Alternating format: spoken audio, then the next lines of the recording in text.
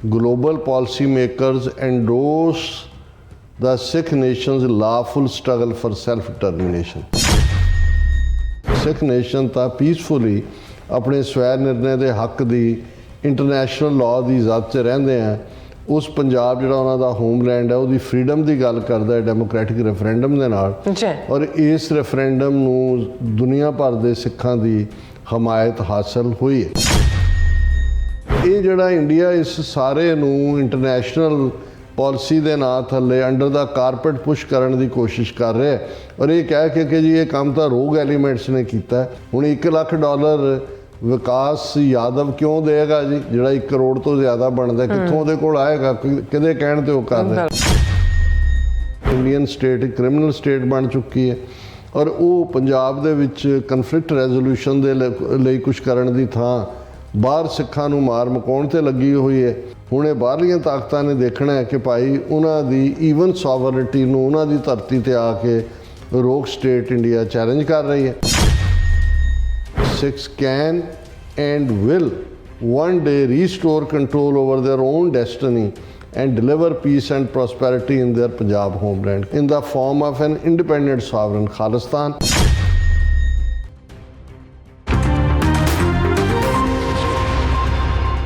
Viewers, welcome back on program. So we ਇਸ ਗੱਲਬਾਤ ਕਰਨ ਜਾ ਰਹੇ ਹਾਂ ਕਿ ਵਰਲਡ ਸਿੱਖ ਪਾਰਲੀਮੈਂਟ ਨੇ ਮੰਗ ਕੀਤੀ ਹੈ ਕਿ ਹੁਣ ਸਮਾਂ ਆ ਗਿਆ ਹੈ ਕਿ ਦੁਨੀਆ ਦੇ ਨੀਤੀ ਘਾੜੇ ਸਿੱਖ ਕੌਮ ਦੀ ਖਾਲਿਸਤਾਨ ਦੀ ਨਿਆਂ ਸੰਗਤ ਮੰਗ ਤੇ ਪ੍ਰਵਾਨਗੀ ਦੀ ਮੋਹਰ ਲਾਉਣ। ਸੋ ਇਸ ਬਾਰੇ ਆਪਾਂ ਗੱਲਬਾਤ ਕਰਨ ਜਾ ਰਹੇ ਹਾਂ। ਸੋ ਅਸੀਂ ਚਾਹਾਂਗੇ ਕਿ ਤੁਸੀਂ ਇਸੇ ਤਰ੍ਹਾਂ ਬਣੇ ਰਹਿਣਾ।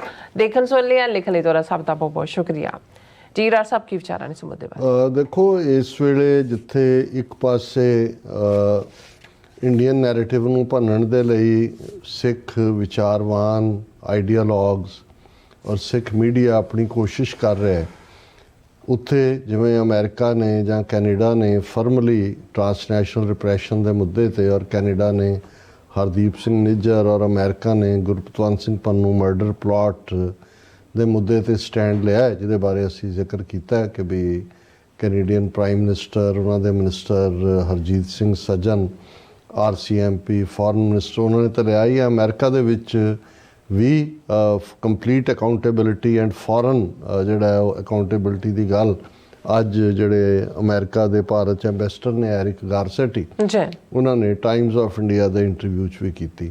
ਔਰ 2 ਸਟੇਟਮੈਂਟਸ ਜਿਹੜੀਆਂ ਮੇਰੀਆਂ ਨਜ਼ਰਾਂ 'ਚੋਂ ਗੁਜ਼ਰੀਆਂ ਨੇ, ਇੱਕ ਜਿਹੜੀ ਵਰਲਡ ਸਿੱਖ ਪਾਰਲੀਮੈਂਟ ਦੀ ਹੈ ਔਰ ਇੱਕ ਸਿੱਖ ਫੈਡਰੇਸ਼ਨ ਇੰਟਰਨੈਸ਼ਨਲ UK ਦੀ ਹੈ, ਜਿਹਦੇ 'ਚ ਉਹਨਾਂ ਨੇ ਦੋਨਾਂ ਦਾ ਕਰਕਸ ਆਲਮੋਸਟ ਇੱਕੋ ਹੀ ਹੈ। ਮੇਰੇ ਸਾਹਮਣੇ ਜਿਹੜੀ ਇੱਕ ਹੈ, ਮੈਂ ਉਹੀ ਬਰੀਫਲੀ ਡਿਸਕਸ ਕਰਾਂਗਾ ਕਿਉਂਕਿ ਮੈਂ ਘੜੀ ਵੱਲ ਦੇਖ ਰਿਹਾ ਸੀ, ਆਲਰੇਡੀ ਲੇਟ ਹੋ ਚੁੱਕਾ ਹੈ। ਮੈਂ ਵੈਸੇ ਦੋਨੋਂ ਡਿਸਕਸ ਕਰਨਾ ਚਾਹੁੰਦਾ ਸੀ। ਉਹਦੇ 'ਚ ਹੁਣ ਇਹ ਹੈ ਕਿ ਵੀ ਇਹ ਜੋ ਹਾਲਾਤ ਸਿੱਖਾਂ ਲਈ ਬਣੇ ਨੇ, ਇਹਦੇ 'ਚ ਕੋਈ ਸ਼ੱਕ ਨਹੀਂ ਹੈ ਕਿ ਸਿੱਖ ਇਸ਼ੂ ਰਡਾਰ ਦੇ ਉੱਤੇ ਹੈ as a victim. Indian state ਜੇ ਇੰਟਰਨੈਸ਼ਨਲ ਇਸ ਲੈਵਲ ਦਾ ਟੈਰਰਿਜ਼ਮ ਕਰਕੇ ਵੀ ਮੰਨਣ ਨੂੰ ਤਿਆਰ ਨਹੀਂ, ਤੇ ਵਿਦਨ ਕੰਟਰੀ ਉਹਨਾਂ ਨੇ ਜੋ 80ਵੇਂ 90ਵੇਂ ਦੇ ਵਿੱਚ ਕੀਤਾ, ਜਿਸ ਵੱਡੇ ਪੱਧਰ ਦੇ ਉੱਤੇ ਉਹਨਾਂ ਨੇ ਸਿੱਖ ਨਸਲਕੁਸ਼ੀ ਕੀਤੀ, ਇਹ ਵੀ ਹੁਣ ਇਹਨਾਂ ਵੈਸਟਰਨ ਤਾਕਤਾਂ ਲਈ ਜਾਂ ਗਲੋਬਲ ਜਿਹੜੇ ਪਾਲਿਸੀ ਮੇਕਰ ਨੇ ਉਹਨਾਂ ਦੇ ਲਈ ਇਹ ਹੁਣ ਸਮਝਣਾ ਸੌਖਾ ਹੈ। ਸੋ ਇਹਦੇ ਲਈ ਇਹਦਾ ਜਵਾਬ ਕੀ ਹੈ ਕਿ ਵੀ ਹੁਣ, ਔਰ ਇਹ ਸਟੇਟਮੈਂਟ ਦੀ ਹੈਡਲਾਈਨ ਹੈ, it's time global policy makers endorse the Sikh nation's lawful struggle for self-determination। ਕਿ ਜਿਹੜੀਆਂ ਇੰਟਰਨੈਸ਼ਨਲ ਔਰ ਗਲੋਬਲ ਪਾਲਿਸੀ ਮੇਕਰ ਨੇ ਉਹ ਸਾਡੀ ਸਿੱਖ ਨੇਸ਼ਨ ਦੀ ਜਿਹੜੀ ਲਾਫੁਲ ਸਟਰਗਲ ਹੈ, ਕਾਨੂੰਨੀ ਤੌਰ ਤੇ ਇੰਟਰਨੈਸ਼ਨਲ ਲਾਅ ਦੀ ਇਜ਼ਾਦ 'ਚ, UN ਚਾਰਟਰ ਦੀ ਇਜ਼ਾਦ ਦੇ ਵਿੱਚ ਰਾਈਟ ਆਫ ਸੈਲਫ ਡਿਟਰਮੀਨੇਸ਼ਨ, ਸਵੈ ਨਿਰਣੇ ਦਾ ਹੱਕ, ਉਸ ਦੇ ਉੱਤੇ ਪ੍ਰਵਾਨਗੀ ਦੀ ਮੋਹਰ ਲਾਉਣ। ਔਰ ਇਹ ਜਿਹੜੀ ਹੈ ਇਹਦੀ ਸ਼ੁਰੂਆਤ ਹੀ ਉਹਨਾਂ ਨੇ ਕੀਤੀ ਹੈ ਕਿ ਵੀ ਜਿਸ ਲੈਵਲ ਦੇ ਉੱਤੇ ਡਿਪਲੋਮੈਟਿਕ ਔਰ ਲੀਗਲ ਡਿਵੈਲਪਮੈਂਟਸ ਹੋਈਆਂ ਨੇ ਇੰਡੀਆ ਦੇ ਟਰਾਂਸਨੈਸ਼ਨਲ ਜਿਹੜਾ ਹੈ ਉਹ ਟੈਰਰਿਜ਼ਮ ਨੂੰ ਲੈ ਕੇ, ਉਸ ਨੇ ਇਹ ਬਿਲਕੁਲ ਠੀਕ ਇਸ ਵੇਲੇ ਇੰਟਰਨੈਸ਼ਨਲ ਫੋਕਸ ਸਿੱਖਾਂ ਦੇ ਉੱਤੇ ਕੀਤਾ। ਔਰ ਇੰਡੀਅਨ ਡਿਪਲੋਮੈਟਸ ਨੂੰ ਜਿਵੇਂ ਕੈਨੇਡਾ 'ਚੋਂ ਕੱਢਿਆ ਗਿਆ ਪਰਸਨਸ ਆਫ ਇੰਟਰਸਟ ਕਹਿ ਕੇ, ਔਰ ਇਸੇ ਤਰ੍ਹਾਂ ਜਿਹੜਾ ਕੈਨੇਡਾ ਦੇ ਵਿੱਚ assassination of Sikh leader investigation ਅੱਗੇ ਚੱਲ ਰਹੀ ਹੈ। FBI ਨੇ ਅਮਰੀਕਾ ਦੇ ਵਿੱਚ ਇੰਡੀਅਨ ਇੰਟੈਲੀਜੈਂਸ ਏਜੰਟ ਨੂੰ ਚਾਰਜ ਕੀਤਾ ਹੈ, ਔਰ ਕਿਉਂਕਿ ਉਹਨਾਂ ਨੇ ਇੱਕ ਹੋਰ ਸਿੱਖ ਲੀਡਰ ਨੂੰ, ਜ਼ਾਹਰ ਹੈ ਗੁਰਪਤਵੰਤ ਸਿੰਘ ਪੰਨੂ, ਉਹਨੂੰ ਮਾਰਨ ਦੀ ਲਾਈਨ ਜਿਹੜੀ ਹੈ ਉਹ ਲਈ ਹੋਈ ਸੀ। ਫਿਰ ਉਹਨਾਂ ਨੇ ਕਿਹਾ ਵੀ ਇਹ ਜਿਹੜੀ 5 ਆਈਜ਼ ਕੰਟਰੀਜ਼ ਦੀਆਂ ਇੰਟੈਲੀਜੈਂਸ ਏਜੰਸੀਆਂ ਵੱਲੋਂ ਇਕੱਠੀ ਕੀਤੀ ਜਾਣਕਾਰੀ ਹੈ, ਇਹ ਸਾਬਤ ਕਰਦੀ ਹੈ ਕਿ ਜਿਹੜੀ ਪਾਲਿਸੀ ਹੈ ਇੰਡੀਅਨ ਸਟੇਟ ਦੀ, ਇੰਡੀਅਨ ਗੌਰਮੈਂਟ ਦੀ, ਇਹ ਮੋਦੀ ਦੇ ਥੱਲੇ ਜਿਹੜਾ in fact real person of interest ਹੈ, ਭਾਵੇਂ ਉਸ ਦੇ ਹੈਂਚਮੈਨ ਇਸ ਵੇਲੇ ਕੋਈ ਹੋਰ ਹੋਣ ਜਾਂ ਵਾਂਟਡ ਲਿਸਟ ਹੋਣ। ਔਰ ਉਹਨਾਂ ਨੇ ਕਿਹਾ ਵੀ ਇਹ ਜਿਹੜੀਆਂ ਵੈਸਟਰਨ ਗੌਰਮੈਂਟਸ ਨੇ ਉਹ ਇਹ ਜਿਹੜੀ ਇੰਡੀਆ ਦੀ ਐਰੋਗੈਂਸ ਹੈ ਔਰ ਫਰੈਂਡਲੀ ਪਾਵਰ ਹੋਣ ਦੇ ਬਾਵਜੂਦ ਜਿਸ ਲੈਵਲ ਦੀ ਸੋਵਰਨਿਟੀ ਵਾਇਲੇਟ ਕਰਕੇ ਕੈਨੇਡਾ ਔਰ ਅਮਰੀਕਾ ਦੀ ਧਰਤੀ ਤੇ ਇਸ ਕਿਸਮ ਦੀ ਦਹਿਸ਼ਤਗਰਦੀ ਕਰਨ ਦੀ ਲਾਈਨ ਹੈ, ਜਿੱਥੇ ਕਿ ਫ੍ਰੀ ਸਪੀਚ ਔਰ ਡੈਮੋਕ੍ਰੈਟਿਕ ਪੋਲੀਟੀਕਲ ਐਕਟਿਵਿਜ਼ਮ ਹੈ, ਉਹਨਾਂ ਨੇ ਇਹਨਾਂ ਨੂੰ ਪੌਂਚੱਕੇ ਕਰਕੇ ਰੱਖ ਦਿੱਤਾ ਹੈ। ਔਰ ਉਹਨਾਂ ਨੂੰ ਇਹ ਸਮਝ ਨਹੀਂ ਆ ਰਿਹਾ ਵੀ ਇਸ ਨੂੰ ਕਿਵੇਂ ਹੈਂਡਲ ਕਰਨ, ਕਿਉਂਕਿ ਸਿੱਖ ਨੇਸ਼ਨ ਤਾਂ ਪੀਸਫੁਲੀ ਆਪਣੇ ਸਵੈ ਨਿਰਣੇ ਦੇ ਹੱਕ ਦੀ ਇੰਟਰਨੈਸ਼ਨਲ ਲਾਅ ਦੀ ਇਜ਼ਾਤ 'ਚ ਰਹਿੰਦੇ ਆ। ਉਸ ਪੰਜਾਬ ਜਿਹੜਾ ਉਹਨਾਂ ਦਾ ਹੋਮਲੈਂਡ ਹੈ ਉਹਦੀ ਫਰੀਡਮ ਦੀ ਗੱਲ ਕਰਦਾ ਹੈ ਡੈਮੋਕ੍ਰੈਟਿਕ ਰੈਫਰੈਂਡਮ ਦੇ ਨਾਲ, ਔਰ ਇਸ ਰੈਫਰੈਂਡਮ ਨੂੰ ਦੁਨੀਆ ਭਰ ਦੇ ਸਿੱਖਾਂ ਦੀ ਹਮਾਇਤ ਹਾਸਲ ਹੋਈ ਹੈ। ਫਿਰ ਉਹਨਾਂ ਨੇ ਕਿਹਾ ਵੀ ਇਹ ਜਿਹੜਾ ਇਸ ਸਾਰੇ 'ਚੋਂ ਇਹ ਜਿਹੜਾ ਜੋ ਪ੍ਰੋਸੈਸ ਇੰਡੀਆ ਨੇ ਟਰਾਂਸਨੈਸ਼ਨਲ ਰਿਪਰੈਸ਼ਨ ਦਾ ਕੀਤਾ, ਉਸ ਦੇ ਥੱਲੇ ਭਾਵੇਂ ਕ੍ਰਿਮੀਨਲ ਕਨਵਿਕਸ਼ਨਸ ਵੀ ਜਿਹੜੀਆਂ ਨੇ ਉਹ ਇਸ ਤੋਂ ਪਹਿਲਾਂ ਹੋ ਚੁੱਕੀਆਂ ਨੇ, ਔਰ ਦੂਸਰਾ ਪਰ ਇਹ ਜਿਹੜਾ ਇੰਡੀਆ ਇਸ ਸਾਰੇ ਨੂੰ ਇੰਟਰਨੈਸ਼ਨਲ ਪਾਲਿਸੀ ਦੇ ਨਾਂ ਥੱਲੇ ਅੰਡਰ ਦਾ ਕਾਰਪਟ ਪੁਸ਼ ਕਰਨ ਦੀ ਕੋਸ਼ਿਸ਼ ਕਰ ਰਿਹਾ ਹੈ, ਔਰ ਇਹ ਕਹਿ ਕੇ ਕਿ ਜੀ ਇਹ ਕੰਮ ਤਾਂ ਰੋਗ ਐਲੀਮੈਂਟਸ ਨੇ ਕੀਤਾ।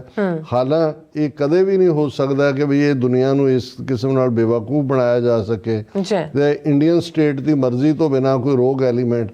ਹੁਣ $1 ਲੱਖ ਵਿਕਾਸ ਯਾਦਵ ਕਿਉਂ ਦੇਗਾ ਜੀ, ਜਿਹੜਾ 1 ਕਰੋੜ ਤੋਂ ਜ਼ਿਆਦਾ ਬਣਦਾ, ਕਿੱਥੋਂ ਉਹਦੇ ਕੋਲ ਆਏਗਾ? ਕਿਹਦੇ ਕਹਿਣ ਤੇ ਉਹ ਕਰ ਰਿਹਾ।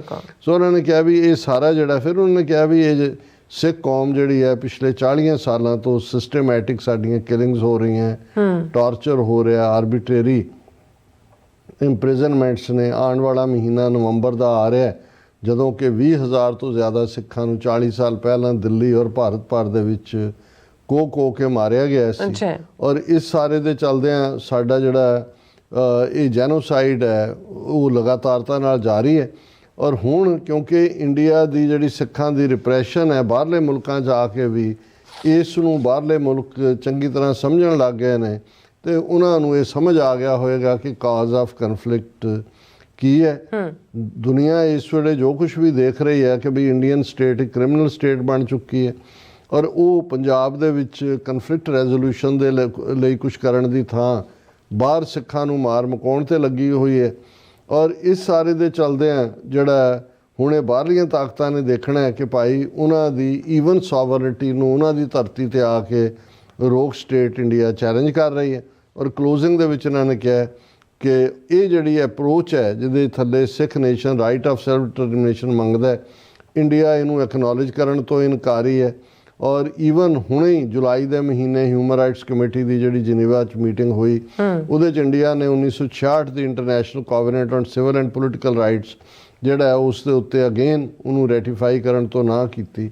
ਸਿੱਖਾਂ ਨੇ ਆਪਣੀ ਰਿਪਰੈਜ਼ੈਂਟੇਸ਼ਨ ਤੇ ਦਿੱਤੀ ਔਰ ਰਾਈਟ ਆਫ ਸੈਲਫ ਡਿਟਰਮੀਨੇਸ਼ਨ ਦੀ ਗੱਲ ਕੀਤੀ, ਜਿਹੜੀ ਕਿ ਇੰਟਰਨੈਸ਼ਨਲ ਲਾਅ ਦਾ ਬੈਡ ਰੌਕ ਹੈ। ਸੋ ਇਹ ਜਿਹੜੀ ਅਨਲਾਫੁਲ ਰਿਜ਼ਰਵੇਸ਼ਨ ਹੈ ਜਿਹੜੀ ਕਿ ਇੰਡੀਆ ਹਮੇਸ਼ਾ ਹੀ ਇਸ ਤੋਂ ਬਚਦਾ ਹੈ, ਇਸ ਨੂੰ ਈਵਨ ਫਰਾਂਸ, ਜਰਮਨੀ ਔਰ ਨੀਦਰਲੈਂਡ ਨੇ ਵੀ ਜਿਹੜਾ ਇਸ ਨੂੰ ਕੰਡੈਮ ਕੀਤਾ ਇੰਡੀਆ ਦੀ ਅਪਰੋਚ ਨੂੰ। ਔਰ ਅਖੀਰ 'ਚ ਉਹਨਾਂ ਨੇ ਕਿਹਾ Sikhs can and will one day restore control over their own destiny and deliver peace and prosperity in their Punjab homeland, ਕਿ ਅਸੀਂ ਆਪਣੀ ਧਰਤੀ ਦੇ ਉੱਤੇ ਸੱਚ ਹੱਕ ਇਨਸਾਫ ਦਾ ਰਾਜ ਸਿਰਜਾਂਗੇ in the form of an independent sovereign Khalistan. ਔਰ ਸਿੱਖ ਸਟੇਟ ਕਰਾਫਟ ਜਿਹੜਾ ਹੈ ਉਹ ਇਨਸਾਨੀ ਕਦਰਾਂ ਕੀਮਤਾਂ 'ਤੇ ਬੇਸਡ ਹੈ, ਜਿਹਦੇ ਜਸਟਿਸ ਇਕੁਆਲਿਟੀ ਉਸ ਦੀ ਹੱਬ ਹੈ। ਔਰ ਇਹ ਅਸੀਂ ਜਦੋਂ ਸਾਡਾ ਸਿੱਖ ਕਿੰਗਡਮ ਸੀ 175 ਸਾਲ ਪਹਿਲਾਂ 1849 ਤੱਕ ਦੁਨੀਆ ਨੇ ਦੇਖਿਆ ਕਿ ਭਾਈ ਸਾਡਾ ਸਿੱਖਾਂ ਦਾ ਵੈਲਿਊ ਸਿਸਟਮ ਕੀ ਹੈ। Khalistan will also be a force for good in an increasingly dangerous world, acting both as an important buffer state between 3 hostile nuclear powers and as an upholder of civilized values and international law। ਕਿ ਅਸੀਂ 3 nuclear power China, Pakistan, India ਦੇ ਵਿਚਕਾਰ buffer ਵੀ ਹੋਵਾਂਗੇ ਔਰ ਜਿਹੜੀਆਂ ਇਨਸਾਨੀ ਕਦਰਾਂ ਕੀਮਤਾਂ ਨੇ ਉਹਨਾਂ ਦੇ ਝੰਡਾ ਬਰਦਾਰ ਵੀ ਹੋਵਾਂਗੇ।